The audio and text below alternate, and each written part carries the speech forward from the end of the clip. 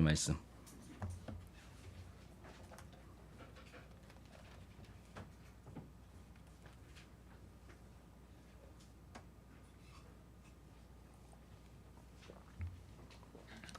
고린도전서 3장 10절로 23절까지 말씀입니다. 우리 한 절씩 교독하고 마지막 절은 함께 읽겠습니다.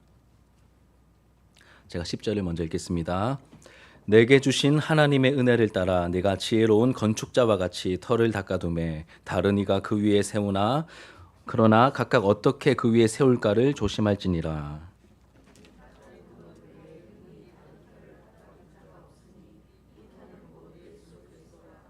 만일 누구든지 금이나 은이나 보석이나 나무나 풀이나 지프로 이 터 위에 세우면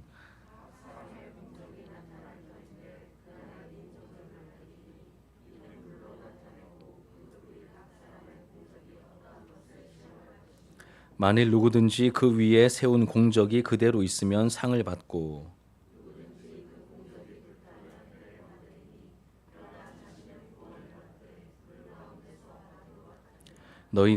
너희는 너희가 하나님의 성전인 것과 하나님의 성령이 너희 안에 계시는 것을 알지 못하느냐.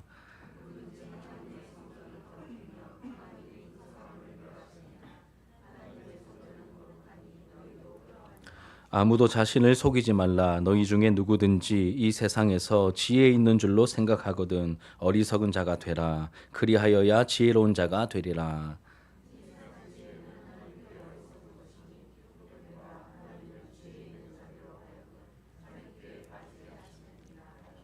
또 주께서 지혜 있는 자들의 생각을 헛것으로 아신다 하셨느니라.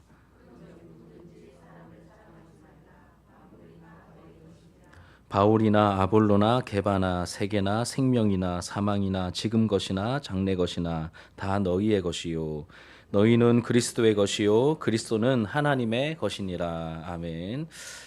예, 오늘 본문의 말씀으로 어른스러운 교회가 되어 가려면 두 번째 이제 설교를 하도록 하겠습니다.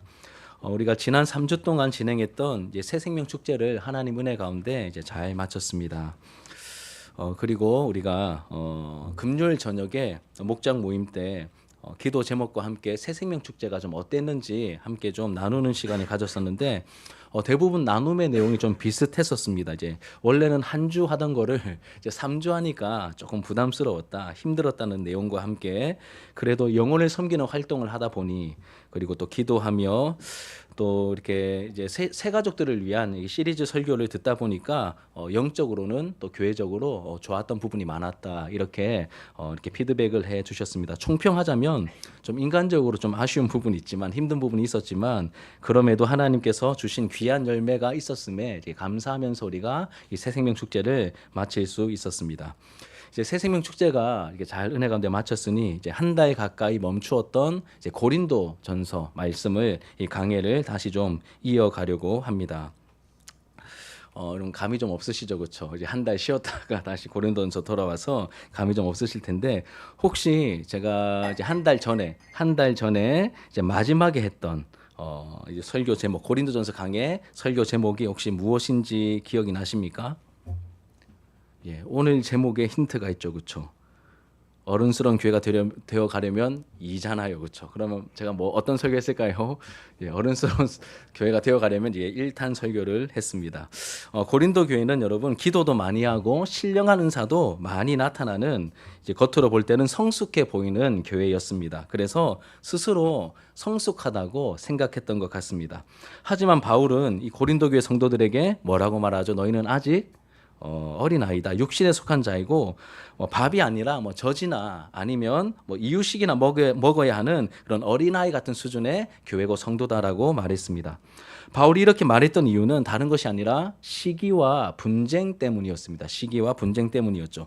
아무리 기도를 많이 하고 아무리 대단한 역사를 경험했다 할지라도 분파를 나누어서 네 편 내 편 이 교회 안에서 나누고 다투는 모습은 아직 뭐라는 것이죠? 어린아이다. 아직 멀었다. 이렇게 이야기하고 있는 것이죠. 여러분 영적인 어린아이들의 특징은 하나님을 놓칩니다. 그리고 자기 자랑, 사람 자랑하기에 바쁘죠. 이것이 특징입니다. 다른 게 아니라 하나님을 놓치기 때문에 하나님 놓치니까 사람이 보이겠죠. 그래서 자기 자랑. 그리고 다른 사람 자랑하기에 바쁩니다. 하지만 영적으로 어른스러운 교회는 어떨까요? 하나님을 놓치지 않겠죠. 하나님을 놓치지 않습니다. 바울은 심었고 아볼로는 물을 주었지만 자라게 하신 분은 누구십니까? 하나님이시다. 이렇게 하나님을 강조합니다. 그리고 우리는 하나님의 동력자요, 너희는 하나님의 집이요, 하나님의 밭이다. 하나님의 동력자요, 하나님의 밭이요, 하나님의 집이다. 말끝마다 하나님을 이야기하죠. 이렇게 하나님을 강조합니다. 하나님을 놓치지 않을 뿐만 아니라 한 걸음 더 나아가서 다른 사람들도 눈에 보이는 사람이나 다른 결과물들을 자랑하지 않고 보이지 않는 하나님을 향하도록 만드는 사람이 영적인 어른들의 특징이라고 할 수 있겠습니다. 그래서 영적으로 성숙한 사람들이 좀 많이 있는 교회에 가면 특유의 안정감이 있습니다.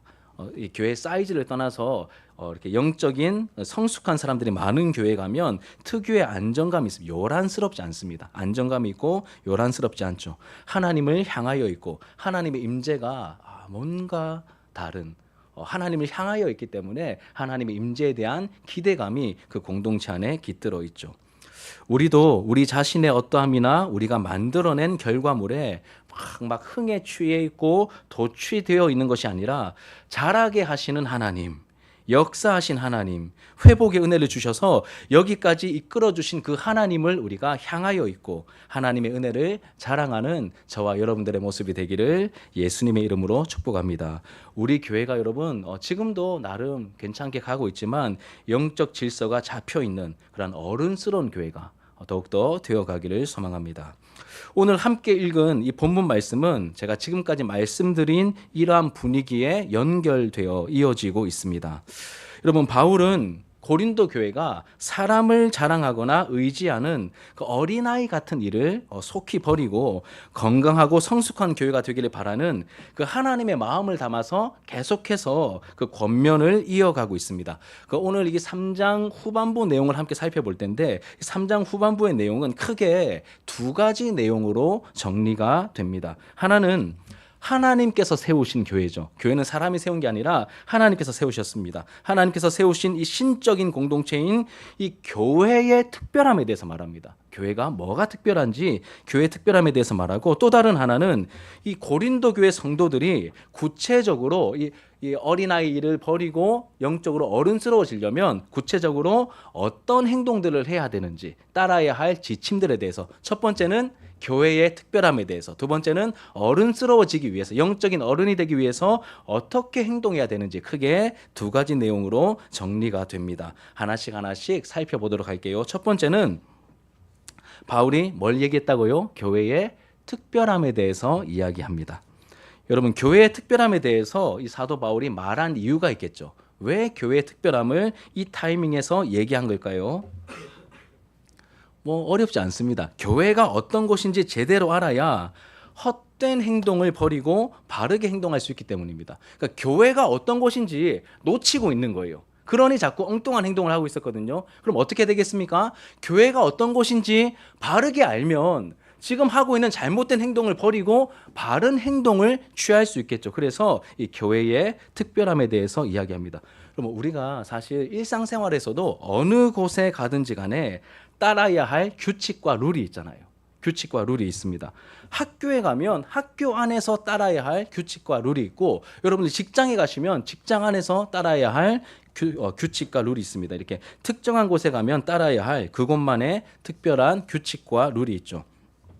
어떤 예가 있을까 제가 막 고민하다가 제가 신혼여행 때가 좀 생각이 났습니다. 신혼여행 벌써 거의 한 20년 다 돼 가는데, 이제 신혼여행을 제가 나름 이제 큰맘 먹고 해외에 나간 적이 한 번도 없었기 때문에 저희 아내하고 이렇게 상의해서 이제 인도네시아 발리로 갔습니다. 큰맘 먹고 이렇게 발리로 갔습니다. 발리로. 예, 그때 이렇게 여러 이렇게 관광지를 돌아다녔는데 그 중에 한 곳이 어디냐면, 이름은 생각 안 나는데 원숭이들이 굉장히 많은 사원 같은 곳에 이제 갔었습니다. 일정 중에 이제 패키지 여행이었기 때문에 신혼여행 패키지는 아니고 좀 싼 거 골라가지고 그 다른 일반 패키지로 갔었는데, 여하튼 그 중에 하루 일정이 원숭이들이 많이 이렇게 모여 있는, 많이 사는 사원 같은 곳에 들어가는데, 거기 들어가는데 그냥 들어가면 안 되더라고요. 룰이 있어요. 뭘 착용해야 되냐면 일단 보자기 같은 걸 하나 주더라고요. 그러면서 이 하의를 이렇게 둘러야 돼요. 하의에. 그런 거 보셨죠? 이 동남 인도네시아 사람들 보면 밑에 이렇게 뭐 보자기 비스무리한 거 이렇게 치마도 아닌 것이 이렇게 두르고 그게 거기에 들어갈 때 지켜야 될 룰이라고 하더라고요. 이게 뭐 대단한 거 싶은데 그 사람들이 살아온 방식이기 때문에 그걸 그렇게 둘러야 되고 또 하나는 원숭이들이 많기 때문에 이제 관광객들 보면 뭐 할까요? 막 안경 같은 거 막 채가고 막 이렇게 가방 같은 거 이렇게 잘 단디 안 갖고 있으면 막 채가고 이런 이렇게 주의사항을 말해주면서 그런 거 안 뺏기도록 이렇게 잘 갖고 있어야 된다 이렇게 주의사항을 주더라고요. 여러분 하물며 이렇게 관광지에서도 뭔가 착용해야 될 복장이 있고 뭔가 조심해야 될 행동이 있다면 여러분 이 교회는 어떨까요? 그냥 와서 내 마음대로 있다가 그냥 돌아가도 되는 그런 공간, 그런 시간, 그런 자리, 그런 현장일까요? 아니겠죠. 질서가 있고 우리가 따라야 할 무언가 영적인 규칙이 있다는 사실을 우리가 잊어서는 안 됩니다. 내 마음대로 교회에서 함부로 행동하면 안 된다는 것이죠. 제 생각에는 이 3장 전체를 이해하기 위한 핵심 구절 하나를 꼽으라면 9절 말씀 같습니다. 9절 말씀. 뭐 다른 걸 꼽을 수도 있겠지만 제가 이해하기로는 9절 말씀이 굉장히 중요해 보입니다. 오늘 본문 바로 앞에 있는 9절 말씀 같이 성경을 보시고 혹은 여러분 주보를 보시고 같이 한번 읽어보겠습니다. 시작.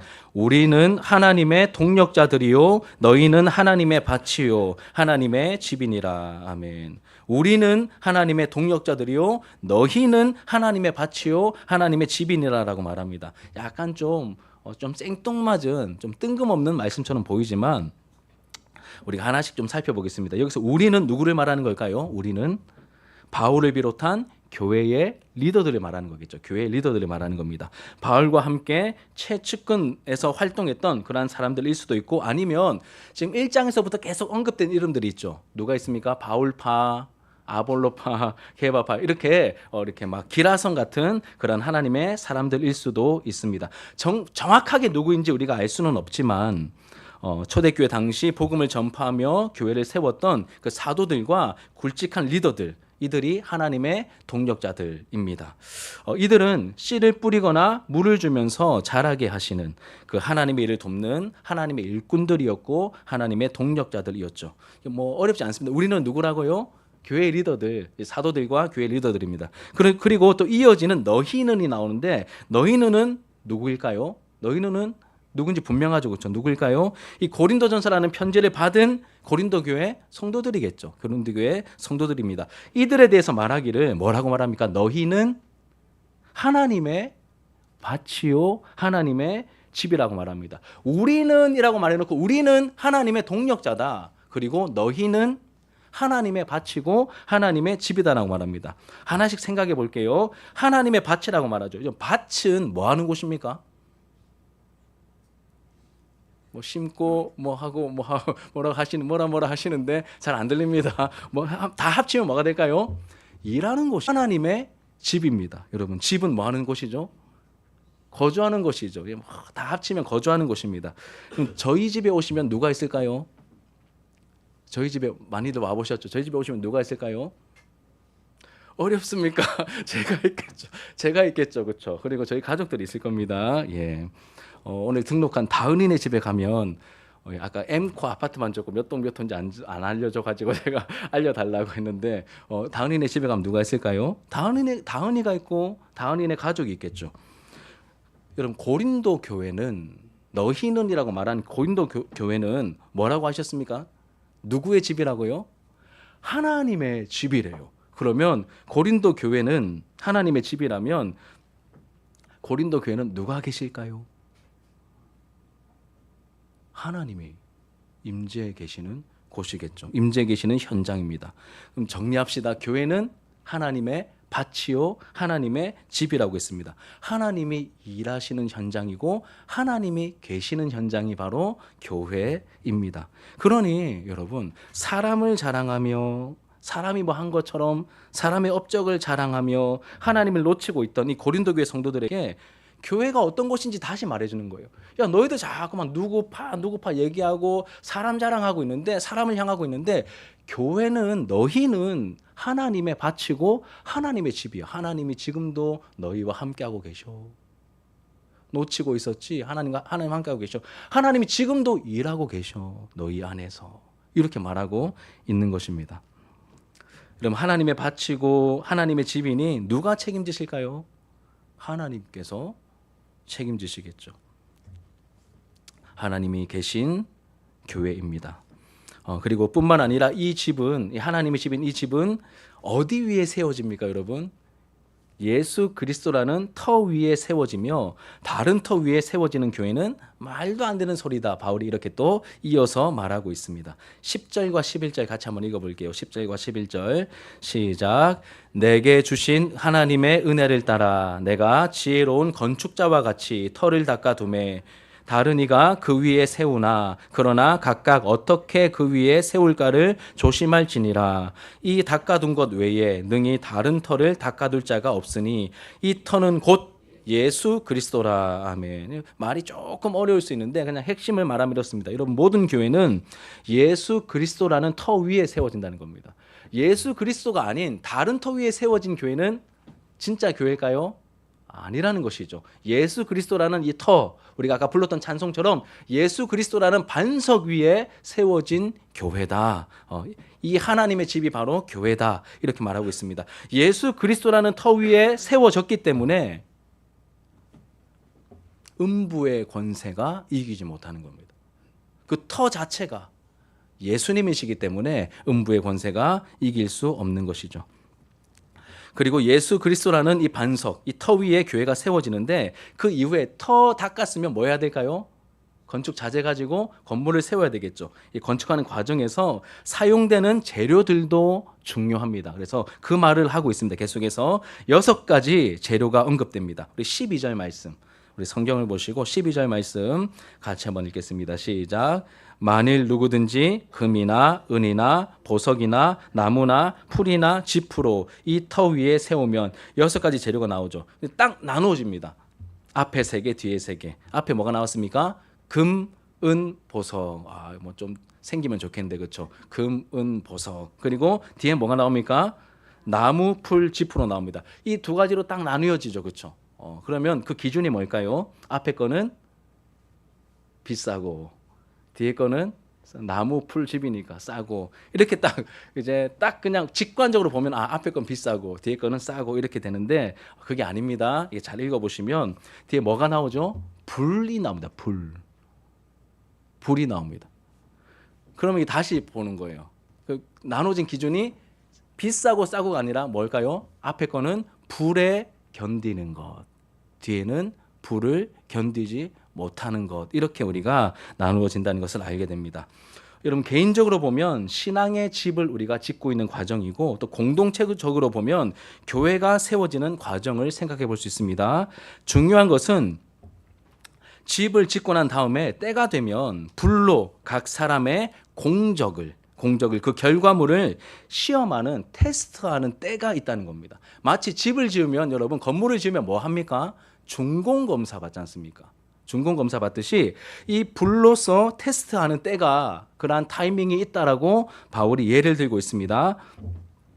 이때 불을 견뎌서 테스트를, 시험을 통과하면 뭐가 있죠? 상이 있다. 그리고 이 불에 다 타버리면 어떻게 된다고 말합니까? 해를 받는다라고 말하고 있습니다. 우리 건물 이야기로 다시 돌아가서 이렇게 건물을 지었는데 이제 준공 검사를 합니다. 이게 준공 검사가 이제 불 테스트라고 생각하시면 됩니다. 이 준공 검사 때 건물에 하자가 없으면 승인이 떨어져서 들어가서 거주할 수 있겠죠. 하지만 이 하자가 있어서 통과하지 못하면 입주가 유보가 될 겁니다. 그만큼 손해를 보게 되겠죠. 여러분, 그러면 바울이 이런 이야기를 하는 이유가 뭘까요? 왜 이런 이야기를 할까요? 앞에서 말씀드렸듯이 영적인 어린아이 같은 고린도 교회 성도들에게 교회가 어떤 곳인지 알려주기 위해서입니다. 교회가 어떤 곳인지 알려주기 위해서죠. 하나님의 집이고 하나님의 밭이다라고 말합니다. 하나님이 계시며 하나님이 일하시는 현장이 바로 교회다라고 말하고 있는 것이죠. 이런 교회의 독특함을 몰라서 자꾸 자기 공적을 자랑하거나 분파를 나누어서 사람을 자랑하려는 이 고린도 교회에 따끔한 일침을 사도 바울이 가하고 있는 것입니다. 그리스도라는 터 위에 건축을 합니다. 그리스도라는 터 위에 터 위에 이 반석 위에 이제 건축을 하는데 자꾸 불타 없어질 세상적인 요소, 그 당시 고린도 지역에 유행했던 어떤 철학이나 어떤 말 잘함이나 뭐 잘 나가는 사람들이나 세상에서 통하는 요소들을 다 보기에 막 번쩍번쩍 거리니까 막 가져다가 이 위에 자꾸 세우는 거예요. 그런데 이 불시험이 딱 나타나면 어떻게 됩니까? 이 모든 것들 다 견디지 못하고 하나님 앞에서 타버리는 거예요. 좋아 보였지만 겉으로 볼 때는 막 보석 같고 대단한 건 줄 알았는데 알고 보니 영적으로는 뭐였습니까? 다 불타버리는 지푸라기였던 것이죠. 이런 것을 의지해서 교회를 운영해 나가면 결정적인 순간에 이 불을 견디지 못하고 큰 해를 당할 것이다 라고 말하고 있습니다. 이에 반해 하나님을 두려워하며 또 하나님의 말씀을 배우고 따르는 모습, 예수 귀한 줄 알고 십자가가 능력인 줄 알고 따르는 이러한 예수님을 따르는 순전한 어떤 제자도 혹은 예수님의 성품을 닮은 겸손과 온유, 희생과 섬김 같은 요소들. 제가 이렇게 얘기해도 여러분 귀에 하나도 안 들어오시죠, 그렇죠? 막 금, 은, 보석 막 이렇게 얘기하면 막 팍팍팍 꽂히는데 막 겸손과 온유, 희생과 섬김 이렇게 하면 아이고. 하나 잘 안 하다. 내가 영적으로 좀 깨어 있을 때는 하나씩 이렇게 스며드는데 그렇지 않은 상황에서는 그냥 뭐 너무 추상적이고 이 뭐야? 뭐 제자도 십자가가 능력 이렇게 그냥 훅훅훅 지나가 버릴 것 같은 이러한 요소들인데 영적으로는 어떻습니까? 불의 테스트를 능히 견디고 우뚝 서 있는 요소들이 바로 이러한 내용들이라는 겁니다. 결정적인 순간에 불을 견디어 굳건하게 서는 이런 것들로 드러나게 될 것입니다. 여러분, 그러니 교회가 어떤 곳인지 우리가 바르게 이해할 때 우리의 선택과 행동이 달라지게 됩니다. 그래서 교회의 특별함에 대해서 이야기하고 있는 것이죠. 좀 유치한 예일 수 있지만 여러분 제가 조금 더 이해를 돕기 위해서 이렇게 한번 설명을 드려볼게요. 교회에서 때가 되면 직분자를 뽑습니다. 장로님도 뽑고 또 권사님도 뽑고 뭐 안수 집사님도 세우고 이렇게 직분자를 뽑습니다. 어떤 사람을 뽑아야 할까요? 지금까지 들은 말씀에 근거해 볼 때 여러분 어떤 사람을 뽑아야 되겠습니까? 인간적으로 봤을 때 돈을 많이 벌고 사회적으로 총방받는 직업을 가졌고 막 인물도 훤칠하게 좋고 말도 잘하는 그렇게 외적으로 봤을 때 막 대단해 보이는 번쩍번쩍거리는 그런 사람을 뽑아야 할까요? 아니면 하나님을 잘 알고 하나님을 두려워하고 예수님을 깊이 닮아가기를 원하는 그 소원을 가지고 있고 교회를 진정으로 사랑하고 연약한 사람들을 인격적으로 대하며 섬길 줄 아는 그런 사람. 이 전자와 후자가 있습니다. 어떤 사람을 뽑아야 될까요? 둘 다 뽑고 싶죠, 그렇죠? 근데 교회가 어떤 곳인지 우리가 알아가게 될수록 내 본성은 전자가 끌리지만 누가 정말 더 이렇게 인물도 좋고 막 사회적으로 잘 나가시는데 하나님을 두려워하고 교회를 사랑하는 분들이 있으면 금상첨화죠. 그런데 뭔가 이렇게 딱 나뉘어져 있는 상황이라면 우리가 인간적인 요소가 아니라 교회를 제대로 이해하고 있기 때문에 이렇게 순전하게 하나님을 사랑하고 교회를 섬길 수 있는 사람을 우리가 뽑아야 하나님께서 책임지신다는 겁니다. 왜냐하면 교회는 하나님의 집이고 하나님의 밭이기 때문에 그런 것이죠. 이게 첫 번째 내용입니다. 교회의 특별함에 대해서 이야기했고 두 번째로는 여러분 그러면 영적인 어른이 되기 위해서 어른스러워지기 위해서 따라야 할 몇 가지 지침들을 이제 계속해서 좀 이야기하고 있습니다. 크게 세 가지로 정리가 되는데 첫 번째는 무엇이냐면 거룩을 추구해야 된다라고 말합니다. 거룩을 추구해야 된다라고 말합니다. 우리가 영적으로 어른스러워지기 위하여서 이 교회가 또 건강하게 영적으로 성숙해지기 위해서는 거룩을 추구해야 됩니다. 우리 16절과 17절 함께 우리 보겠습니다. 16절과 17절 시작. 너희는 너희가 하나님의 성전인 것과 하나님의 성령이 너희 안에 계시는 것을 알지 못하느냐. 누구든지 하나님의 성전을 더럽히면 하나님이 그 사람을 멸하시리라. 하나님의 성전은 거룩하니 너희도 그러하니라. 아멘. 뭐라고 말합니까? 너희가 우리가 하나님의 집이라고 했지 않습니까? 그 하나님의 집은 다른 말로 하면 하나님의 성전이죠. 성전이라고 말합니다. 하나님의 성령이 너희 안에 계시는 것을. 여러분 안에 성령님이 계시는 걸 알고 계셨습니까? 우리 안에 성령님이 계시는 것을 알고 계셨습니까? 우리가 하나님의 성령이 너희 안에 계시는 것을 알지 못하느냐. 누구든지 하나님의 성전을 더럽히면, 하나님의 집을 더럽히면 하나님이 그 사람을 멸하시리라. 이 구약의 배경 속에서 여러분 성전에서 함부로 했다가 큰일 나죠. 그렇죠? 하나님의 성전은 거룩하니 너희도 거룩해야 한다. 그럼 교회는 하나님이 세우신 신적인 기관입니다. 그리고 하나님의 밭이고 하나님의 집이죠. 하나님께서 세우시고 이렇게 만드시고 난 다음에 나 몰라라 끝이 아니라 상주에 계시고 열심히 일하고 계십니다. 저는 이 부분 묵상하는데 계속해서 마음이 좀 막 꿈틀꿈틀거리면서 막 울컥울컥했어요. 야, 겉으로 봤을 때는 더 화려해 보이고 뭐 더 대단한 교회들도 많아 보이지만 하나님께서 우리 교회를 세우셨다면 우리 교회는 하나님의 집이고 하나님의 밭이구나. 하나님이 지금도 우리와 함께 하시며 하나님이 지금도 일하고 계시는구나. 라고 하는 게 저를 되게 이렇게 막 울컥울컥하게 만들더라고요. 여러분 지금도 저는 믿습니다. 하나님께서 우리와 함께 하시며 우리 안에서 일하고 계심을 믿습니다. 이렇게 있으면 잘 표가 안 나는데 개인적으로 만나서 이런저런 얘기를 해보면 목장 모임 같은 데서 또 나눔해보면 저는 사실 새생명 축제하면서 조금 이렇게 이렇게 막 이렇게 조금 힘든 부분이 있었거든요. 이렇게 어떤 열매적인 부분에서 약간 좀 낙심된 부분이 있었는데 오히려 진행하면서 이렇게 피드백을 이렇게 나누어 주시는데 막 되게 우리 성도님들이 예배 시간에 은혜를 많이 받으셨다는 얘기를 하시면서 야, 내 눈에는 안 보였지만 신실하신 하나님께서 역사하셨네, 일하셨네. 그러면 이번 주일 예배도 다시 고린도전서로 돌아가지만 일하시겠네. 이런 마음이 들더라고요. 그래서 여러분 하나님께서 그러니 우리가 추구해야 할 방향과 우리가 추구해야 될 가치는 세상적인 화려함과 크기가 아니라 하나님께서 원하시고 하나님께 어울리는 가치를 추구해야 되는데 그게 뭐냐면 성경은 한 번도 타협하지 않고 거룩이다라고 말합니다. 거룩이다라고 말합니다. 거룩이 그만큼 중요한 것이죠. 도덕적인 순결함을 물론 말하지만 뿐만 아니라 이 세상이 흉내내지 못할 하나님의 행동을 보여주는 그러한 공동체가 되어야 한다는 것이죠. 여러분 거룩은 다르다는 뜻입니다.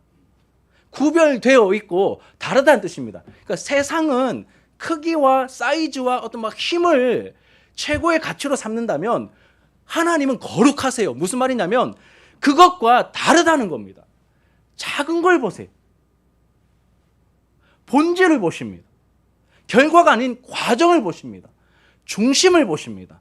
이런 게 거룩이에요. 거룩을 너무 막 추상적으로만 생각하지 마시고 정말로 우리가 추구해야 될 하나님 나라의 가치인 이 거룩이 실제적으로 우리에게 하나씩 와닿아야 한다는 것이죠. 그러니 여러분 세상은 막 돈도 못 벌어오고 약해 빠졌고 실력도 없고 이러면 거들떠도 안 봅니다. 누가 거들떠 보실까요? 하나님께서 교회를 통하여 그들을 거들떠 보기를 원하시는 거예요. 그게 거룩이에요. 교회의 다름, 교회의 거룩함이죠. 이 세상에서 엄청난 힘을 바라는 것들, 여러분 세상에 나가면 막 먹어주고 막 환영받는 이런 것들, 교회 안에서 힘을 못 쓰는 공동체가 진짜 좋은 교회입니다. 건강한 교회입니다. 거룩에 대해서 얘기하면 끝이 없기 때문에 다음 넘어갈게요. 두 번째로는 여러분 뭐라고 권면하냐면 착각에 빠지지 말라고 권면합니다. 착각에 빠지지 말아라. 18절에서 20절까지 말씀 같이 한번 읽어보겠습니다. 시작. 아무도 자신을 속이지 말라. 너희 중에 누구든지 이 세상에서 지혜 있는 줄로 생각하거든 어리석은 자가 되라. 그리하여야 지혜로운 자가 되리라. 이 세상 지혜는 하나님께 어리석은 것이니 기록된 바 하나님은 지혜 있는 자들로 하여금 자기 꾀에 빠지게 하시는 이라 하였고 또 주께서 지혜 있는 자들의 생각을 헛것으로 아신다 하셨느니라. 아멘. 이 말도 조금 이렇게 난해 보이지만 핵심은 간단합니다. 첫 번째 뭐라고 시작합니까? 아무도 자신을 속이지 말라. 자신을 속이는 것. 자신을 속이는 것. 원래 안 그런데 별로 안 잘생겼는데 잘생긴 줄 아는 것. 우리 뭐라고 합니까? 착각이라고 하죠. 그래서 여러분 뭐 하지 말라고요? 착각에 빠지지 말라고 지금 이야기하고 있는 겁니다. 이 세상에서 좀 잘 나가고 똑똑하다고 인정받는 사람은 정말로 하나님 앞에서도 그런 줄로 착각하고 있는데 착각하지 말고 그런 부분에서 오히려 어리석은 자가 되어야 된다. 세상적으로 좀 갖추었다고 사람들이 막 인정해 준다고 내가 대단한 줄로 착각하고 있는데 그게 아니라 오히려 더 어리석은 자가 되어야 한다라고 말하죠. 왜냐하면 세상에서 인정받고 세상에서 먹히는 요소들이 사실은 하나님께는 정말 아무것도 아니고 어리석은 것이고 우리를 자기 꾀에 빠지게 만드는 위험한 것들일 수 있다라고 말합니다. 그것 자체가 나쁜 건 아닌데 그러한 여지가 굉장히 많다는 그런 위험성을 우리에게 경고하고 있는 것이죠. 하나님께 어리석은 것, 하나님께서 헛되게 여기시는 것 이런 표현들을 직접적으로 말하면 하나님께 방해가 될 수 있다는 뜻입니다. 오히려. 우리 보기에 커 보이는 것, 대단해 보이는 것은 오히려 하나님께서 일하실 때 방해가 될 수 있습니다. 그래서 하나님의 일은 이런 말씀 많이 들어보셨죠? 하나님의 일은 하나님의 방법으로 해야 합니다. 뭘 좀 가졌다고 내가 막 해보려고 하는 게 아니라 내가 앞서지 않도록 하나님께 물어야 되고 하나님의 방법을 따라야 하는 것이죠. 이스라엘 백성들이 이제 요단강을 건너서 여리고성을 이제 쳐야 됩니다. 숫자가 제법 돼요. 뭐 준비하면 준비할 수 있을 것 같습니다. 그런데 하나님께서 뭐라고 말씀하십니까? 너무 말도 안 되는 그냥 다들 입 다물고 하루에 한 바퀴씩 돌아라. 그리고 7째 날에는 7바퀴 돌아라. 그리고 나팔 불고 함성 불면 될 거야. 이게 무슨 작전입니까? 무슨 이런 말도 안 되는 작전이 있습니까? 그런데 좀 똑똑하고 머리 잘 돌아가는 사람들은 야 이건 말도 안 되는 작전이야. 야, 우리 이런 작전 세울 시간에 빨리 가서 뭐 나무도 좀 해오고 무기도 좀 만들고 해서 우리가 이렇게 막 공성태를 쌓고 막 공격하면서 그렇게 점령하는 게 역사가 증거하는 답이야. 이렇게 돌아가지 않겠습니까? 그런데 하나님께서는 그거 아니고 내가 시키는 대로 하면 그 성 무너져. 이렇게 말씀하고 계시는 것이죠. 하나님의 일은 하나님의 방법으로 해나가는 거다라는 것을 여러분 성경이 끊임없이 우리에게 말해주고 있습니다. 하나님의 능력이 나타나도록. 나의 어떠함을 내려놓고 하나님의 말씀을 따르라고 말합니다. 여러분 그래야 홍해가 갈라집니다. 그래야 여리고가 무너집니다. 그러니까 우리가 흉내낼 수 있는 우리의 역사가 아니라 하나님의 일하심이 나타나는 여러분 하나님의 밭이잖아요. 하나님의 일하심, 사람들이 막 결과를 만들어내는 그러한 교회가 아니라 하나님의 일하심이 나타나는 교회가 되려면 우리가 세상적으로는 좀 어리석어져야 되고 하나님의 말씀에 순전히 따를 때 하나님께서 일하시는 진짜 하나님의 밭이 된다는 것이죠. 그러니까 하나님이 맺혀주시는 말도 안 되는 열매들이 연약한 우리를 통하여 나타날 수 있는 굉장한 잠재력을 가진 공동체가 교회라는 겁니다. 구성원들이 어떠함을 떠나서. 그래서 여러분 우리가 이제 우리 수준을 다 알지 않습니까? 우리가 우리를 봤을 때 뭘 딱히 뭐 기대할 게 있겠습니까?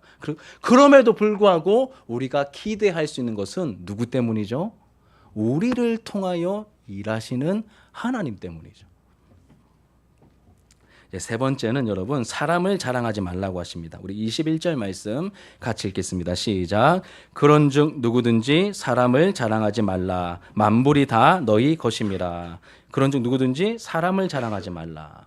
뭐 직설적이죠, 그렇죠? 액면 그대로 누구든지 즉 어떤 사람이라도 자랑하면 안 됩니다. 그럼 바울 정도면, 게바 정도면, 아볼로 정도면 자랑해도 되지 않겠습니까? 아니 인간적으로 너무 자랑해도 되지 않습니까? 그런데 그들조차도 자랑하지 말라고 했다면 우리가 어떤 사람을 자랑해도 되겠습니까? 자랑하면 안 됩니다. 사람을 자랑해서는 누구도 자랑거리가 되어서는 안 됩니다. 우리 교단에서 막 우려먹는 분들이 있죠. 한상동 목사님, 장기려 박사님 이런 분들. 물론 우리가 깊이 존경해야 되지만 예수님을 내세워야 할 자리에 그분들의 이름이 나오면 안 돼요. 우리가 마음속 깊이 존경해야 될 부분이 있지만 영적인 부분에서 예수님께서 온전히 영광 받으셔야 될 그 타이밍에 그런 분들의 이름이 누구의 이름이라도 나오면 안 된다는 겁니다. 사람의 이름이 나타나서는 안 된다는 것이죠. 사실 첫째 내용과 여러분 결이 같습니다. 이제 자랑거리가 있어 보이는 자기 자신에 대한 경계를 했다면, 두 번째는 인간적인 자랑거리가 있어 보이는 곁에 있는 사람들에 대한 경계죠. 핵심은 사람을 자랑하지 말라는 것입니다. 그런데 이 앞부분은 쉬워요. 그런즉 누구든지 사람을 자랑하지 말라. 그 다음 뭐가 나옵니까? 만물이 다 너희 것임이라. 좀 생뚱맞지 않습니까? 한 번에 탁 이렇게 단박에 이해가 안 됩니다. 문맥적으로도 직관적으로도 단번에 이해가 잘 안 되는 어렵게 다가오는 말씀이죠. 그런데 말씀을 끝까지 읽어 나가다 보면 여러분 조금 감이 잡힙니다. 우리 22절과 23절 같이 한번 읽겠습니다. 시작. 바울이나 아볼로나 게바나 세계나 생명이나 사망이나 지금 것이나 장래 것이나 다 너희의 것이요 너희는 그리스도의 것이요 그리스도는 하나님의 것이니라. 아멘. 모든 게 다 너희의 것이다, 우리 거다라고 말합니다. 그럼 기분 어떠십니까? 모든 게 다 여러분 겁니다. 모든 게 다 우리 겁니다. 마음이 어떠십니까? 기분 좋죠, 그렇죠? 이제 광대가 좀 승천하지 않았습니까? 기분이 좋습니다. 전부 다 우리 거라고 말하니 얼마나 우리의 본성과 욕구에 맞아 떨어집니까? 그런데 다 너희 것이다라고 끝나지 않고 좀 더 남았죠. 성경 끝까지 읽어보셔야 됩니다. 끝까지 읽어보시면 너희는 그리스도의 것이요 그리스도는 하나님의 것이니라. 다 우리 거라 해놓고 여기서 끝난 게 아니라 어디까지 이어집니까? 너희는 그리스도의 것이고 그리스도는 하나님의 것이니다 라고 이렇게 끝을 맺고 있습니다. 마지막에 우리가 남는 게 아니라 뭐가 남습니까? 하나님이 남으시죠. 모든 만물이 우리에게 주어진 게 맞지만 그런데 이 모든 것은 다시 그리스도께로 그리고 하나님께로 돌아갑니다. 모든 것이 하나님의 것이죠. 모든 것이 다 하나님께 속해 있습니다. 주권이 하나님께 있습니다. 그러니 여러분 우리는 모든 것을 가지고 계시며 모든 만물과 생명의 주인이신, 여기 보시면 바울이나 아볼로나 게바나 세계나 생명이나 사망이나 지금이나 장래나 다 너희의 것이요 너희는 그리스도의 것이요 그리스도는 하나님의 것이니라. 앞에 말한 모든 것이 다 결국 누구의 것입니까? 주권을 가지신 하나님의 것임을 우리가 알게 됩니다. 그러니 모든 것을 가지고 계시며 모든 만물과 생명의 주인이신, 여기에 나가 빠지면 안 됩니다. 내가 빠지시면 안 돼요. 나 자신도 포함시키셔야 됩니다. 나의 주인이신 하나님 한 분만 의지하고 자랑해야 하는 것입니다. 모든 것이 하나님의 것이기 때문에 그런 것이죠. 그런즉 누구든지 사람을 자랑하지 말라. 만물이 다 너희 것임이라. 너희는 그리스도의 것이요 그리스도는 하나님의 것이니라. 그러니 정리하면 어떻게 될까요? 하나님만 의지하고 하나님만 자랑해야 한다는 것입니다. 그럼 지금까지 나눈 말씀 이제 정리하며 말씀을 맺도록 하겠습니다. 저에게, 나에게, 여러분 자신에게 그리고 우리 교회에 어떻게 적용할 수 있을까 좀 고민하며 생각해 보았습니다. 여러분 우리 처음에 이제 적용하면 마칠게요. 우리 교회가 시작될 때 모든 게 다 그렇죠. 이렇게 시작될 때 정말 좀 변변치 않게 거의 아무것도 없이 시작을 했습니다. 제가 만약에 좀 능력도 있고 가진 것도 있으면 목이 좋은데 이제 제가 좀 가진 게 있으면 땅도 좀 사놓고 건물도 딱 지어가면서 교회를 시작하면 얼마나 좋겠습니까? 적당한 건물 가지고. 혹은 제가 책이라도 좀 몇 권 쓴 나름 좀 이렇게 실력 있는 실력자인 그런 목회자라고 조금 이렇게 알려져 있으면 얼마나 더 좋았겠습니까? 그런데 제 수중에는 뭐 이렇게 돈도 뭐 별로 거의 없었고 또 약속된 어떤 지원도 없었고 뭐 저를 처음부터 막 기꺼이 따라 나온 사람도 없었습니다. 그냥 저를 포함한 8명의 가족이 전부였습니다. 3년 6개월 전 기준으로 따지면 거의 4년 다 돼가죠. 지금은 좀 컸어요. 그런데 준엽이는 그때 미취학 아동이었습니다. 미취학 아동. 우리 서준이는 초등학교 5학년이었고, 그리고 서진이는 이제 중학교 막 2학년 정도 되는. 그러니까 미취학 아동 하나, 어린이 하나, 중고등부 하나, 다 있죠, 그렇죠. 부서별로 다 있습니다.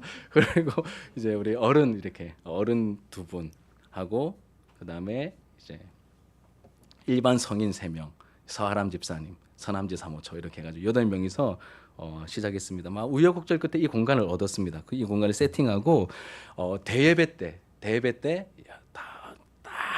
온 성도들이 다 모여서 8명이서 예, 여기서 모여가지고 이 앞에 쪼름이 앉아 있고 예, 제가 여기 이렇게 서서 이렇게 설교를 시작하면서 그렇게 이 교회를 시작했습니다. 주일 오전은 그래도 8명입니다. 대박이죠. 근데 성도의 반이 부산에서 매주 왔거든요. 그럼 주일 지나면 다 부산 가세요. 그럼 수요 예배 때는 몇 명이 모여서 할까요? 4명입니다. 4명. 저 반주 1명, 그리고 뒤에서 이렇게 컴퓨터 만지고 그럼 1명, 이렇게 똑똑똑똑 4명 이렇게 수요일 날 예배 드리고, 새벽에는 또 저희 아내하고 저하고 이렇게 둘이서 자리를 지켰습니다. 이때는 정말 여러분 아무것도 배는 게 없었습니다. 배는 게 없고 막 아무것도 안 보이고 막 배는 게 없고 막 하나님만 의지했고 하나님만 본 것 같습니다. 진짜. 저희 어머니가 이러셨습니다. 아들 새벽에 설교 하나 안 하는데요. 왜 안 하노? 성도가 있어야 설교를 하죠. 그러니까 네 혼자만 있어도 아무도 없어도 아들아 설교를 해라 이러시더라고요. 그렇게 자리를 지켰습니다. 자리를 지키다가 이렇게 그러면서 그때는 보이는 것도 없고 하나님만 의지하는 마음이, 이거는 뭐 훈련해서 가진 게 아니라 여러분 진짜 없으면 그냥 하나님만 붙들게 되더라고요. 하나님 어떤 누구라도 좋으니 호흡만 하는 그냥 인간 사람이라면 누구라도 괜찮으니 보내주십시오. 뭐 이런 기도가 자연스럽게 나왔습니다. 가난한 마음으로 기도하며 교회를 시작했습니다. 그렇게 여러분 1년 지나고 2년 지나고 3년이 지나고 여기까지 왔습니다. 감사하게도 사람이 조금씩 오기 시작했고, 지금은 어린아이들까지 포함해서 지난주까지 카운트를 해보니까 교회 재적 인원이 아이들까지 포함해서요, 그냥 어설프게 오는 아이들 빼고 50명이 넘어요. 53명입니다. 53명. 8명인데 아이들까지 포함해서 53명입니다. 매주 예배 드리는 인원이 이제는 이제 평균 40명이 넘습니다. 기적 같은 일이죠. 대박이고 기적 같은 일입니다. 아직 약간의 재정적으로 부족한 미자립 상태이긴 하지만, 우리가 작년 이맘때 노회 때 개체 교회가 되었습니다. 우리는 개척 교회 아닙니다. 단독으로 인정받는 개체 교회입니다. 어디 가서 이제 우리 교회 개척 교회다라는 말 하지 마십시오. 정확한 용어를, 우리는 교회입니다. 개체 교회입니다. 기도소나 우리 개척 교회 아닙니다. 그리고 저는 이번 시차례 때부터 당회장으로 시차례에서 인정을 받았습니다. 그러니 여러분 뭐 내가 당회장이 됐고 우리 사람 모임 이거 말하는 게 아니라, 이 3년 전에는 이 공간이 여러분 너무 넓어가지고 이 공간을 어떻게 활용해야 될지 감이 안 잡혀요. 그래서 SFC 간사님 불러다가 이 공간 보여주면서 주중에 좀 써달라고 제가 최재혁 간사님한테 막 부탁을 했었는데 안 오더라고. 올 것처럼 해놓고 안 와요. 이렇게 너무 넓어가지고 막 그랬는데, 지금은 여러분 식사하시고 할 때 좀 좁으시죠, 그렇죠? 막 이렇게 자리 막 붙잡고 막 이렇게 이런 상황, 여기까지 여러분 우리가 오게 되었는데, 이렇게 사람도 좀 모이고 돈도 좀 모이고 뭔가를 할 수 있을 것 같은 이런 상황이 되니까 이런 마음이 들어요. 오늘 말씀 준비하면서 하나님을 의지하는 모습이 약해졌고 더 약해질 수 있겠구나라는 생각이 확 들었습니다. 오늘 설교의 핵심 이거 하나입니다.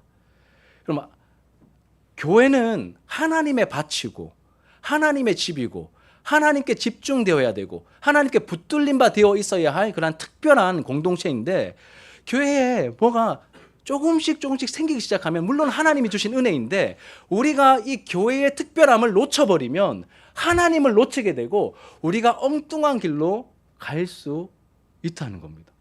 이게 무슨 큰 교회만의 이야기가 아니라 우리 교회도 그럴 수 있다라는 사실을 말씀을 통하여 우리에게 깨우쳐 주시는 것 같습니다. 처음에 순수함을 잊지 말라고 하십니다. 여러분, 세상적인 요소들이 여러분, 무조건 다 막 돈 필요 없다 이런 게 말하는 게 아닙니다. 돈 있어야죠. 우리가 깨어있는 마음으로, 돈은 사랑의 대상이 아니라, 제가 늘 교육시키지 않습니다. 돈은 사랑의 대상이 아니라 뭐라고요? 사용해야 될 대상이다. 사람은 의지의 대상이 아니라 사람은 사랑의 대상이다. 누구만 의지하자고요? 하나님만 의지하자. 돈은 사용하고 사람은 사랑하고 하나님만 의지하자. 제가 주일학교 아이들부터 계속해서 가르쳤던 그런 내용이지 않습니까? 이 세상적인 요소들이 여러분 손에 잡히고 막 힘을 좀 쓸만한 그런 것들이 이 교회 안에 딱 들어왔을 때, 그게 사람이 되었든 아니면 물질이 되었든 뭐가 되었든지 간에 이런 것들이 탁 들어오게 되었을 때 이 교회 안에서는 안 통하는 거예요. 왜요? 하나님의 밭이고 하나님의 집이니까. 모든 인원이 다 동등하게 같은 가치를 인정받고 하나님 나라를 함께 누리는 그러한 모습이 나타나게 되어야 한다는 것이죠. 우리가 가야 할 바른 방향이고 하나님이 원하시는 길임이 분명합니다. 여러분, 세상의 가치를 알 수 있는 이 숫자나 세력을 의지하거나 우리가 자랑해서는 안 될 것입니다. 그럼 교회도 똑같이 그거 자랑하면 교회의 특별함이 뭐가 있습니까? 아무것도 없어도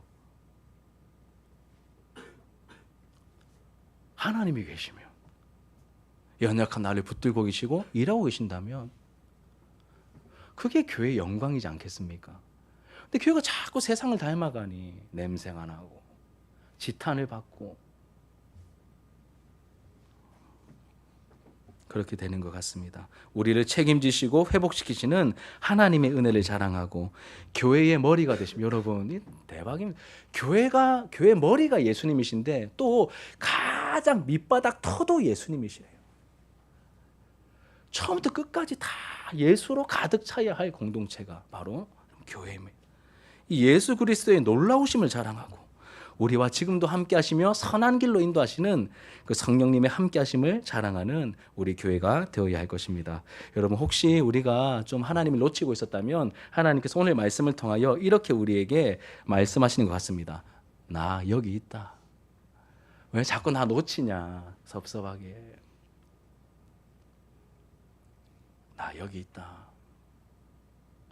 여긴 내 집이고 내 밭이야. 내가 일하고 있어. 나 여기 있다라고 말씀하시는 그 하나님의 말씀과 음성이 우리의 영혼에 들려오게 되고, 그 하나님을 우리가 붙들 뿐만 아니라 그 하나님께 붙들림 바 돼요. 우리가, 여러분, 제가 말씀드린 이 가치를 따라가려면 얼마나 힘들겠습니까? 그 좁은 길을 주님과 함께 걸어가면서 이 특별한 교회만이 누릴 수 있는 그 영광스러움을 우리가 맛보고 보이지 않는 하나님을 보여줄 수 있는 그런 향기 나는 그런 회복의 공동체가 더욱더 되어가기를 예수님의 이름으로 축복합니다. 우리 말씀을 기억하면서 함께 기도하는 마음으로 우리 찬양하겠습니다.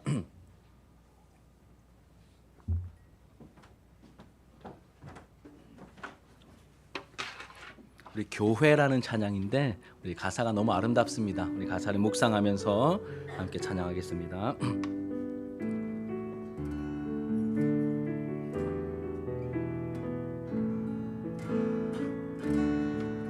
사람이 넘치기보다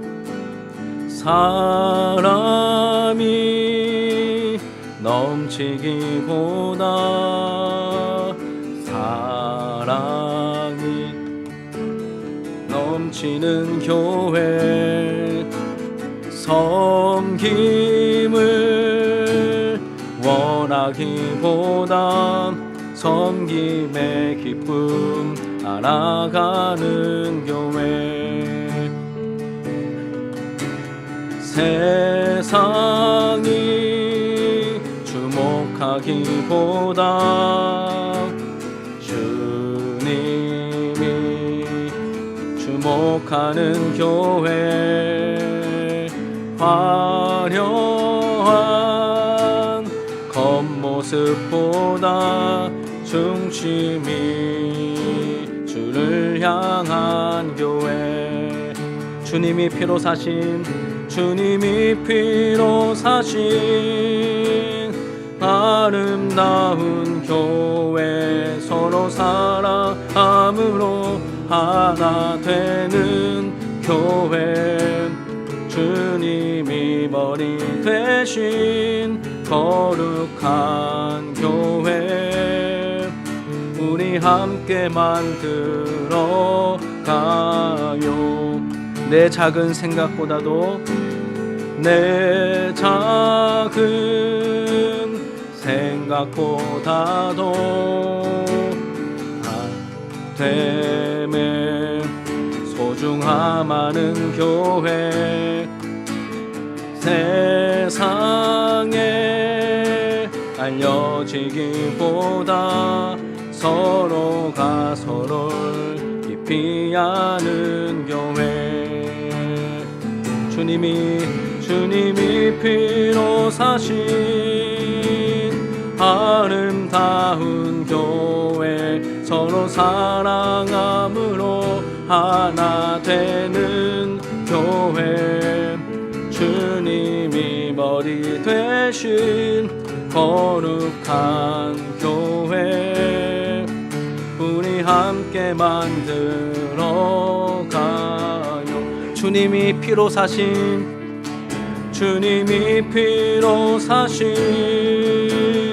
아름다운 교회 서로를 사랑함으로 하나 되는 교회 주님이 머리 되신 거룩한 교회 우리 함께 만들어 가요.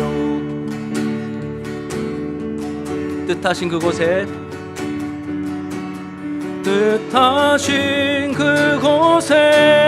나 있기 원합니다.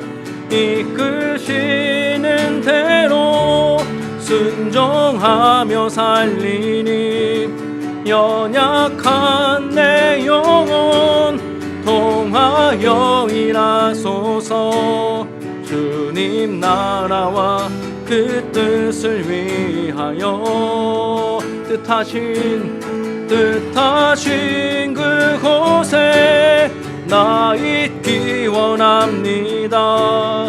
이끄시는 대로 순종하며 살리니 연약한 내 영혼 통하여 일하소서. 주님 나라와 그 뜻을 위하여 오 주님 나를 이끄소서. 오 주님 나를 이끄소서. 오 주님 나를 이끄소서.